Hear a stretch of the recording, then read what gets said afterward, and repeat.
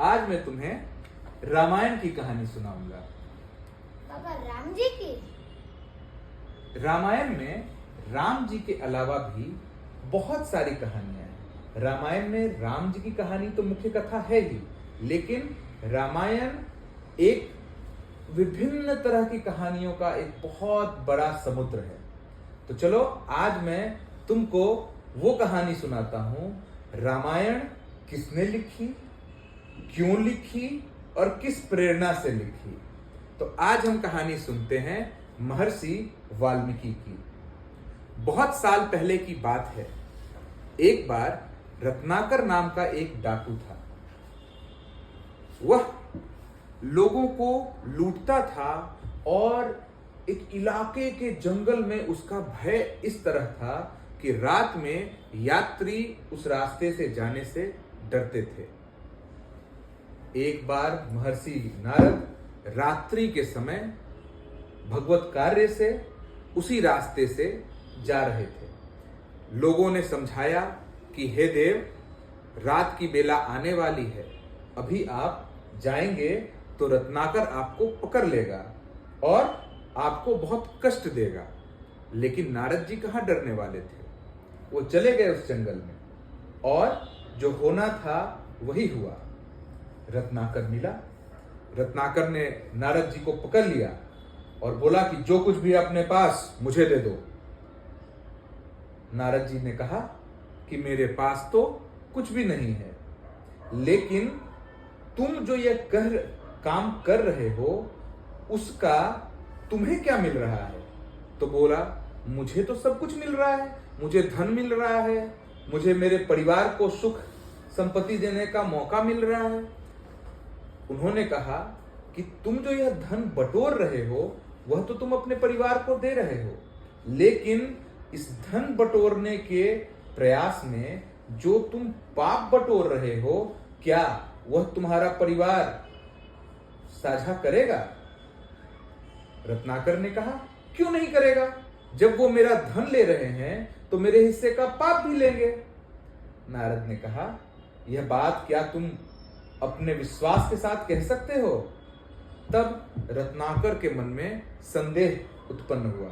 नारद जी ने कहा, संदेह करने की कोई आवश्यकता नहीं है, मैं यहीं बैठा हूं, मैं कहीं नहीं जाऊंगा। चाहो तो तुम मुझे बांध कर चले जाओ, आराम से अपने घर जाओ और अपने परिवार से पूछो कि क्या वो तुम्हारे पाप में तुम्हारे भागीदार बनेंगे। रत्नाकर गया और सबसे पहले अपने पत्नी के पास गया। बोला, प्रिय, मैं जो लूट के सामान लाता हूं उसमें मैंने तुमको बहुत सारे गहने बना दिए, तुमको सुख सुविधा उपलब्ध करा दी, क्या तुम मेरे पाप में भागीदारनी बनोगी। उसकी पत्नी ने कहा कि मेरा काम है घर चलाना और आपका काम है पैसे अर्जित करना। अब आप पैसे कैसे अर्जित करते हैं इसमें मेरा क्या विषय है। आप यदि पाप से पैसे बटोरते हैं तो उसमें मेरा कोई योगदान नहीं है, इसलिए मैं इस पाप की भागीदारनी नहीं बनूंगी। उसने अपने पुत्र से पूछा। उसके पुत्र ने कहा, पिताजी, मैं तो अभी अबोध हूं, कमाने लायक नहीं हूं, तो आप जो कमा के लाएंगे मैं तो वही खाऊंगा, तो उसमें मैं किस तरह से इस पाप का भागीदार हुआ। वह अपने पिता के पास गया। उसके पिता ने कहा, मैं तो अब अशक्त हूं, मैं कमाने लायक नहीं हूं, तो जो तुम कमा के लाओगे वही मुझे खाना है, ये तो मेरी मजबूरी है, मैं क्यों तुम्हारे पाप का भागीदार बनूंगा। तो इस तरह से रत्नाकर निराश होता हुआ वापस नारद जी के पास पहुंचा। वहां देखा तो नारद जी बैठे ही थे। नारद जी ने पूछा, क्या हुआ रत्नाकर, कौन कौन से लोग तुम्हारे पाप के भागीदार बने। तब रत्नाकर ने कहा, प्रभु, मेरे पाप का भागीदार कोई भी नहीं बना, मैं अपने पाप का अकेला ही भागीदार रह गया। तो नारद जी ने उसे कहा, तो फिर इस पाप को कैसे दूर करोगे। उसने नारद जी के चरण पकड़ लिए। बोले, प्रभु, आप ही कोई मार्ग बताइए। नारद जी ने उसे कहा कि तुम राम नाम का जाप करो, परंतु कहते हैं कि रत्नाकर ने इतने पाप किए थे कि उसके मुंह से राम जी का नाम भी नहीं निकल पाया। तब अंत में नारद जी ने उसे एक युक्ति बताई। उन्होंने कहा कि तुम ऐसा करो, तुम मरा मरा मरा मरा मरा मरा मरा मरा शब्द का उच्चारण करते रहो। तो जब मरा शब्द का हम उच्चारण बार बार करते हैं तो मरा मरा मराम राम राम का उच्चारण स्वतः ही हो जाता है। मरा मरा कहते हुए रत्नाकर वर्षों तक तपस्या करता रहा। इतना तपस्या करता रहा कि उसके शरीर पर दीमक लग गए, परंतु वह फिर भी तपस्या करता ही रहा। और वही रत्नाकर बाद में वाल्मीकि कहलाया। वाल्मीकि जब ऋषि हो गए तो नारद फिर से उनके पास आए और महर्षि नारद ने उन्हें कहा कि अब आप ऋषि हो गए हैं, आप अपनी कुटिया बनाएं, अपने छात्रों के साथ रहें और सबको अच्छे जीवन का मार्ग बताएं।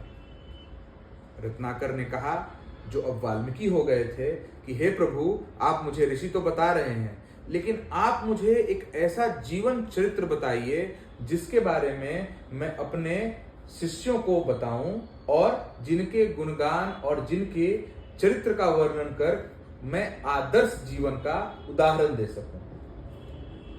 ऐसी स्थिति में नारद जी ने उन्हें पहली बार श्री राम जी की कथा सुनाई। वो पूरी कथा सुनकर वाल्मीकि जी ने समझा कि आदर्श जीवन किस तरह से जिया जा सकता है, और वो रोज अपने शिष्यों के साथ उसी कथा का पठन पाठन और उसमें विचार विनिमय करते रहे। एक दिन गंगा किनारे वाल्मीकि जी बैठे हुए अपने नित्य क्रम को करके प्रकृति का आनंद ले रहे थे कि उन्होंने देखा कि क्रौंच पक्षी का एक जोड़ा वहां उड़ रहा है।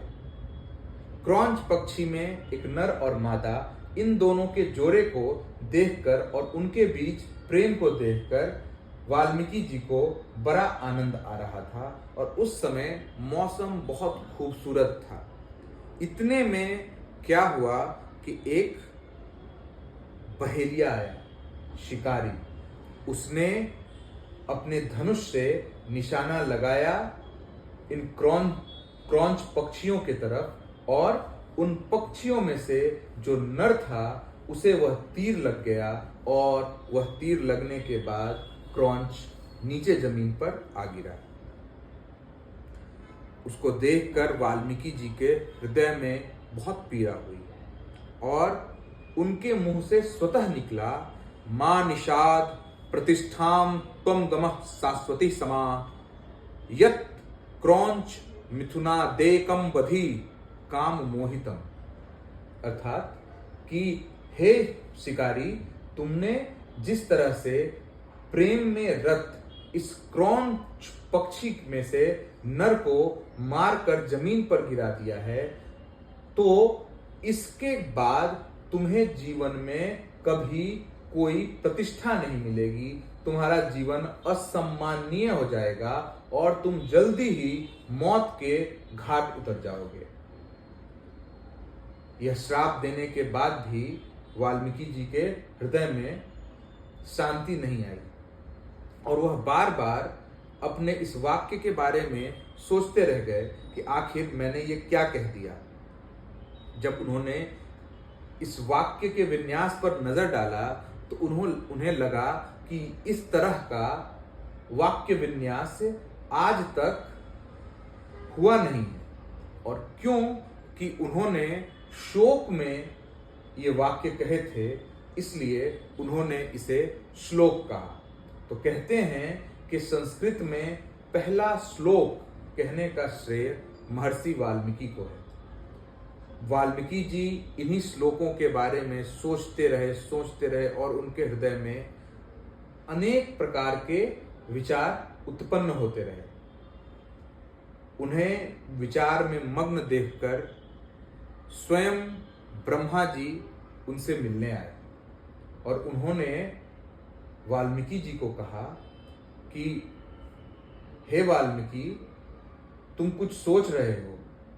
तो वाल्मीकि जी ने उन्हें बताया कि हाँ प्रभु, मैं अपने वाक्यों के बारे में सोच रहा हूं जो आज स्वतः ही मेरे मुंह से निकल गए हैं। ब्रह्मा जी ने उन्हें बताया कि निश्चित ही इन वाक्यों को तुम श्लोक कहो और इन्हीं की तर्ज पर तुम एक ऐसी कहानी लिखो जो विश्व में आज से पहले नहीं लिखी गई है। वाल्मीकि जी ने उनसे पूछा कि प्रभु कौन सी कहानी? ब्रह्मा जी ने उन्हें बताया कि तुम वो कहानी नारद से सुन तो चुके हो। वाल्मीकि जी ने कहा कि प्रभु, लेकिन सुनी हुई बात को लिखना बहुत मुश्किल होगा। तो ब्रह्मा जी ने कहा, कोई मुश्किल नहीं होगा, मैं तुम्हें दिव्य दृष्टि देता हूं। तुम हमारे सामने जिस प्रकार नारद ने तुम्हें कहानी सुनाई है और श्री राम के जीवन में जिस जिस तरह से घटनाएं घटी हैं, वो सारी घटनाएं स्वतः ही तुम्हारे सामने आती जाएंगी और तुम उन्हें बहुत ही आराम से देखकर लिख सकते हो। यह आशीर्वाद प्राप्त होने के बाद वाल्मीकि ने उसी तर्ज पर जो श्लोक उनके विचार में आया था, उसी तर्ज पर उन्होंने रामायण की रचना की। और यहाँ पर रामायण में एक और बात समान है उस श्लोक में कि यह श्लोक उन्होंने विरह में प्रताड़ित हुए क्रौंच पक्षी के रूप में के विषय में लिखा था। और रामायण में भी कहानी एक जोड़े की है, राम और सीता की, जिनका विरह हो जाता है। और पहेलिया जो है उसे आप रावण की तरह देख सकते हैं, जिसने इन दोनों को अलग कर दिया। और वाल्मीकि का श्राप आप रावण को दिए हुए श्राप की तरह देख सकते हैं, जिसके वजह से रावण का पतन हो गया। तो हमारी कहानियों में, एक ही कहानी में कई कई कहानियां जुड़ी होती हैं और रामायण में तो अनेकों अनेक कहानियां एक साथ जुड़ी हुई हैं। मैं फिर से अगली बार मिलता हूं तो तुम्हें दूसरी कहानी सुनाता हूं। दोस्तों, आप सभी अगर रामायण से जुड़ी हुई कहानियां सुनना चाहते हो तो जरूर मेरे पेज को फॉलो करें और मुझे अपना साथ दें। मैं आप सबके साथ यूं ही जुड़ा रहूंगा। तब तक के लिए धन्यवाद।